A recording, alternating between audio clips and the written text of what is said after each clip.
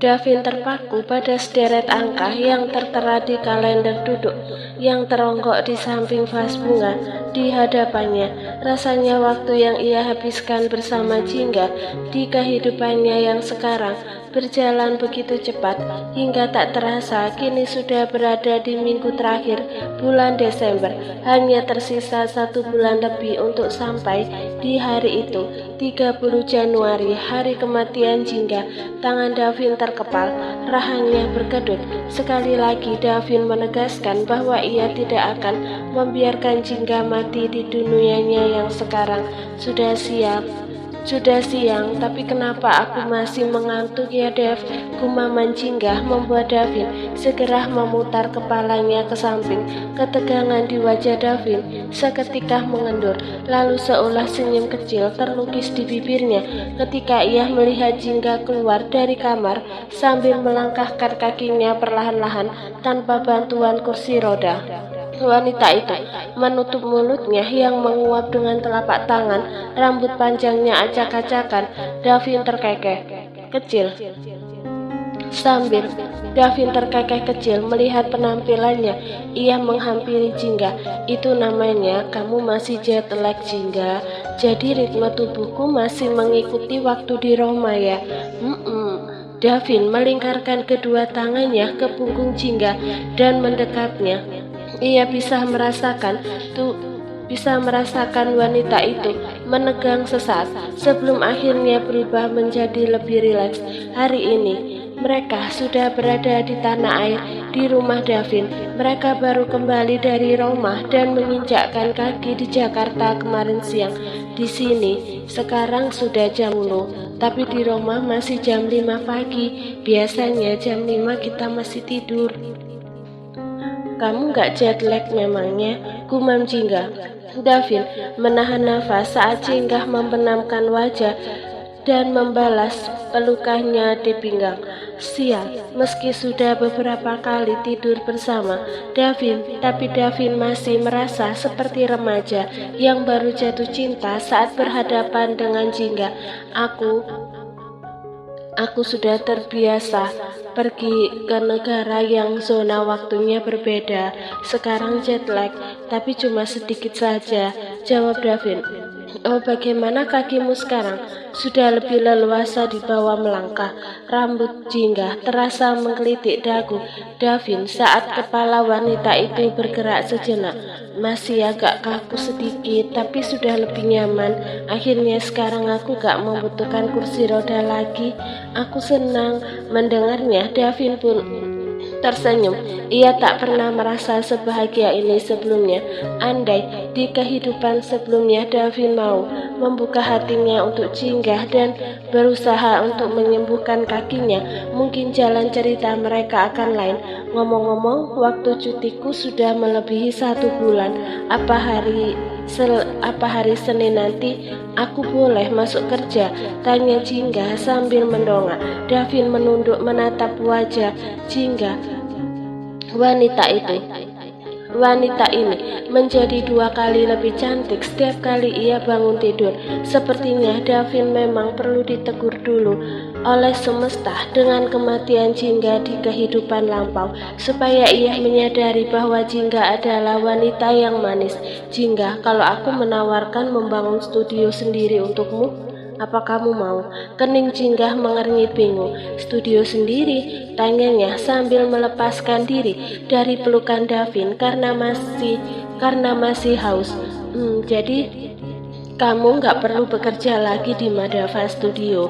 Kalau kamu punya studio, kamu kerjanya mandiri, bebas menentukan waktu kapanpun kamu ingin bekerja tanpa terikat aturan perusahaan atau waktu, jelas Davin seraya memandangi Jingga yang menuangkan air putih dari pitcher ke gelas di kitchen bar.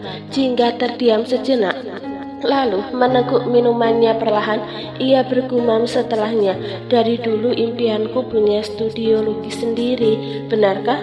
Davin tersenyum lebar, seolah Jingga memberinya harapan dengan punya studio sendiri. Davin akan merasa lega karena Jingga tidak perlu bertemu lagi dengan atasannya yang bernama Khalil Madava itu. Tapi kalau aku kerja sendiri, gimana caranya aku dapat klien? Kalau soal itu serahkan padaku. Davin menyeringai kecil. Aku ahlinya dalam bidang itu. Jingga mengerjap sorot matanya yang semula tampak bingung itu. Seketika berubah berbinar-binar. Davin mendekati Jingga. Sebelah tangannya menangkup sebagian rahang dan kepala bagian belakang wanita itu. Lantas dikecupnya kening Jingga cukup lama. Gak perlu terburu-buru. Aku kasih kamu waktu untuk berpikir. Kalau keputusanmu sudah yakin, segera bilang padaku. Jingga tersenyum dengan sorot mata haru.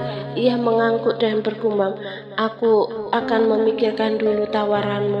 Davin mengusap pipi Jingga sejenak. Sebelum kemudian ia mengambil timbangan digital dan menaruhnya di depan kaki Jingga.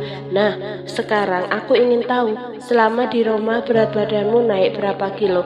Jingga sedikit melongo. Ternyata Davin tidak lupa dengan ritual menimbang berat badan. Akhirnya Jingga menurut ia juga penasaran. Oh, naik 3 kilo. Mata Jingga terbelalak tak percaya saat melihat angka 48 pada timbangan itu. Berat badanku naik sebanyak ini. Kenapa bisa? Davin ikut melihat angka itu, lalu menatap manik mata Jingga. Kamu ingat, selama di Roma selain operasi dan dirawat di rumah sakit, apa saja yang kamu lakukan? Jingga mengusap-usap dagu. Diam di penthouse dan gak melakukan tugas apapun, lalu pergi jalan-jalan, makan teratur, dan apalagi ya? Kurasa kurang lebihnya cuma itu. Bisa dipastikan kamu gak memiliki beban pikiran yang begitu berat, ujar Davin. Jadi kalau kamu ingin berat badanmu naik dengan cepat, kamu harus bahagia. Kamu benar, selama di Roma aku merasa bahagia. Dan satu hal lagi yang sering kamu lakukan yang bisa memicu hormon bahagia kamu. Hah? Apa itu? Jingga menelengkan kepala, berusaha mengingat-ingat aktivitas lain yang belum ia sebutkan tadi. Davin tersenyum penuh arti. Ia mendekatkan bibirnya ke telinga Jingga dan berbisik, bersama denganku. Mata Jingga terbelalak mendengarnya. Davin terlalu belak-belakan dan itu membuat pipi Jingga seketika memanas. Andai bisa saat ini juga Jingga ingin menggali lubang kuburnya sendiri untuk menghindari Davin. Jadi selain banyak makan, tidur teratur, kamu juga harus sering olahraga berdua denganku. Aku mau mandi, selah Jingga dengan cepat. Aku masuk dulu ke kamar. Sarapannya nanti setelah aku mandi. Detik itu juga Jingga buru-buru masuk ke kamar sambil menahan rasa panas di pipi. Tawa Davin tiba-tiba terdengar menggema di udara, membuat Jingga semakin malu. Jingga masuk ke kamar mandi sambil berusaha menenangkan jantungnya yang bergemuruh hebat. Sikap Davin yang belak-belakan benar-benar membuat Jingga malu.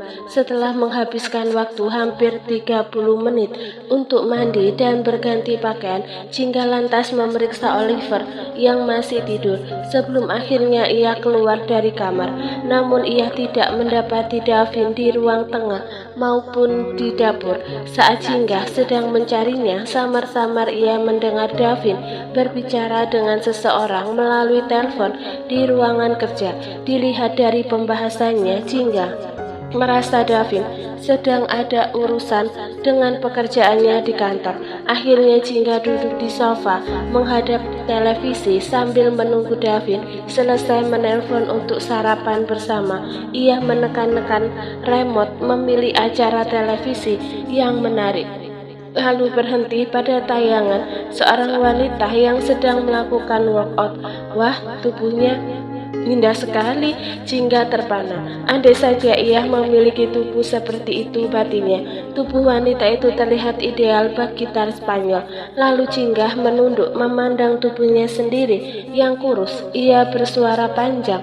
Bel pintu rumah tiba-tiba berbunyi. Arum yang baru selesai mencuci piring dengan langkah terkantuk-kantuk karena masih jet lag membukakan membukakan pintu. Lelaki yang berdiri di depan pintu adalah Vincent. Davin menyuruhnya datang kemari untuk urusan pekerjaan. Vincent? Vincent tersenyum dan menghampiri Jingga yang barusan menyapanya. Selamat pagi, Bu. Bagaimana kondisi Bu Jingga saat ini? Kaki aku sudah semakin membaik. Jingga menggerak-gerakkan kaki kirinya. Davin ada di ruangan kerjanya. Aku rasa dia lagi bicara dengan seseorang di telepon. Baik, saya akan menunggu.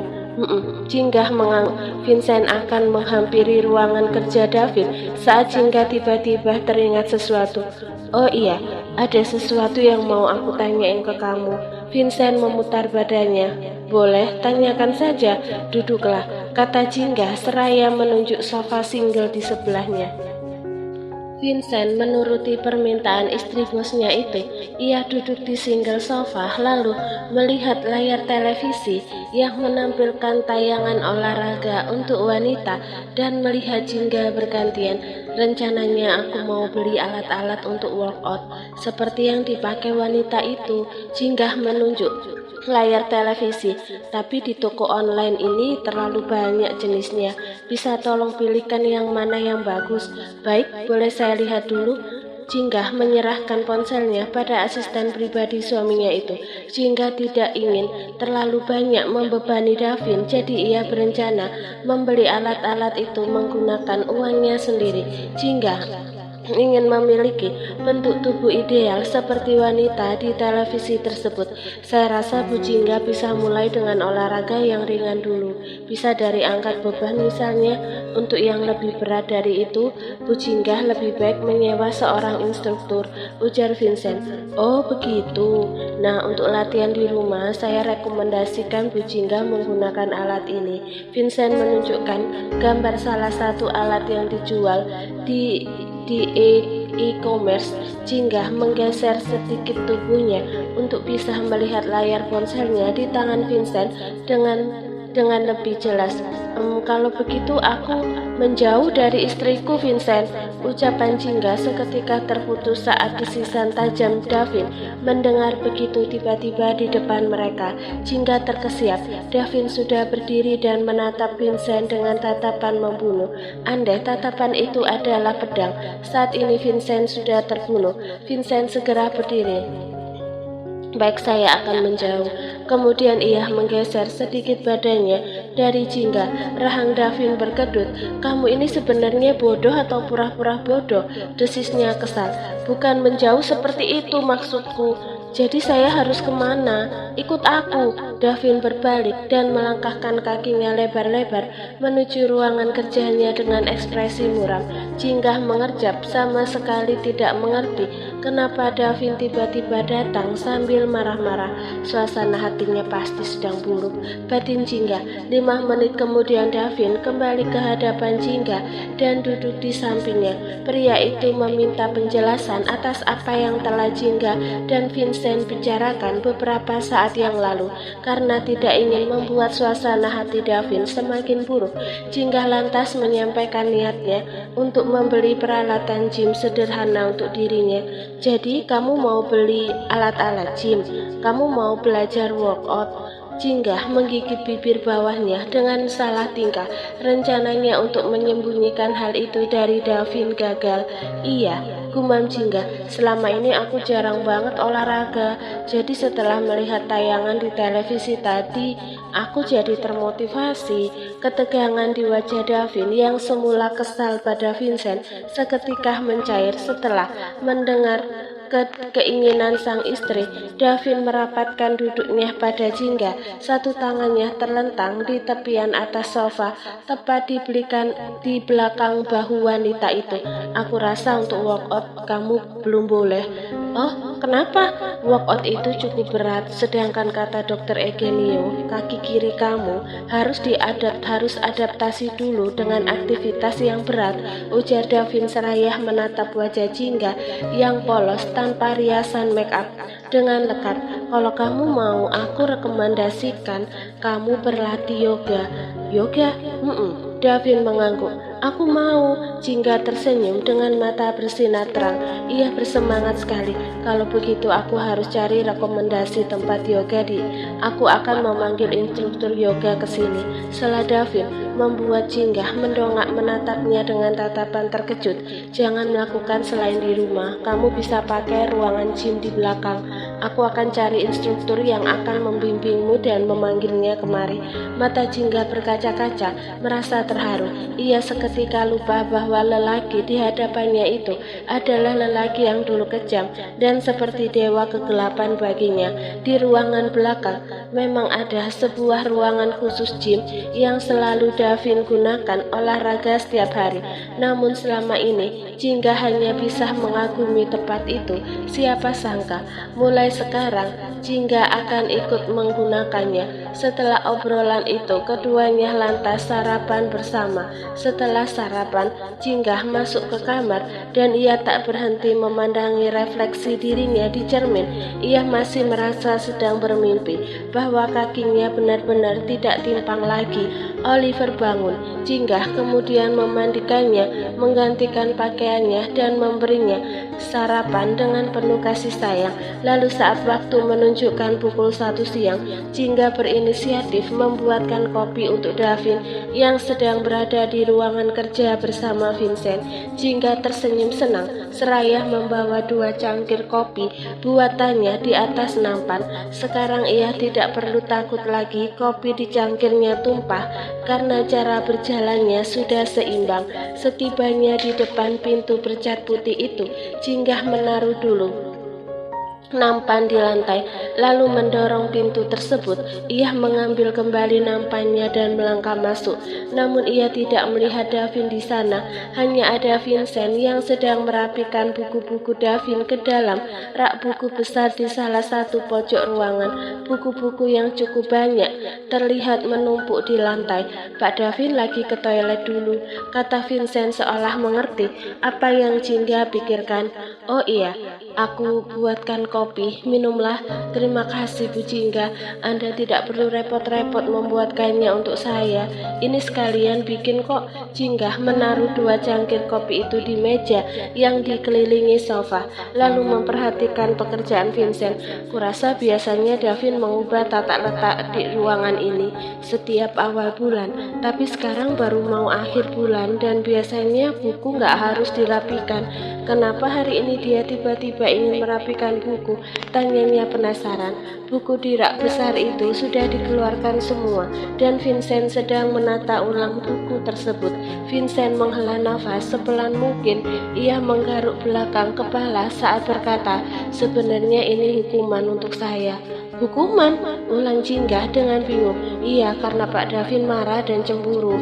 Jadi saya disuruh untuk merapikan buku ini dan harus mengurutkannya sesuai warna pelangi. Vincent meringis seolah-olah hal rumit ini bukan sesuatu yang besar, tapi karena kebanyakan sampul buku ini berwarna netral, saya cukup sulit menemukan buku-buku warna kuning, orange, dan ungu. Jingga yang mendengar penuturan itu pun seketika ternganga. Suaminya benar-benar aneh. Jingga tidak menyangka Davin akan kepikiran memberi hukuman sekonyol itu sesuai warna pelangi. Ya Tuhan, Davin ada-ada saja. Dia marah sama kamu. Apa jangan-jangan setelah tadi aku ngobrol denganmu di sana? Jingga menunjuk ke arah pintu. Tadi itu ia melihat kemarahan tercetak di wajah suaminya. Vincent terkekeh kecil seraya memasukkan beberapa buku bernuansa warna merah kerak. Walaupun ujung-ujungnya saya diberi hukuman, tapi saya senang setiap kali melihat Pak Davin cemburu seperti tadi. Cemburu? Jingga terperangah. Kenapa dia harus cemburu? Apa Bu Jingga tidak tahu kalau Pak Davin selalu cemburu setiap kali melihat Anda dekat dengan lelaki lain? Vincent menghela nafas, lalu kembali terkekeh. Saya senang karena Pak Davin memiliki istri seperti Anda, tapi Anda harus sedikit bersabar karena saya rasa beliau itu sangat posesif. Pipi Jingga seketika memanas. Detik itu juga ia pamit keluar dari ruangan itu dengan pikiran bertanya-tanya, kenapa Davin harus cemburu? Bukankah perasaan cemburu itu dimiliki oleh seseorang yang sudah timbul rasa cinta? Tidak mungkin. Jingga menggelengkan kepalanya dengan cepat. Davin tidak mungkin mencintainya. Di hati pria itu sudah tertanam nama Chelsea yang mengakar kuat. Setidaknya itulah yang sering Jingga dengar dari ibunya Davin.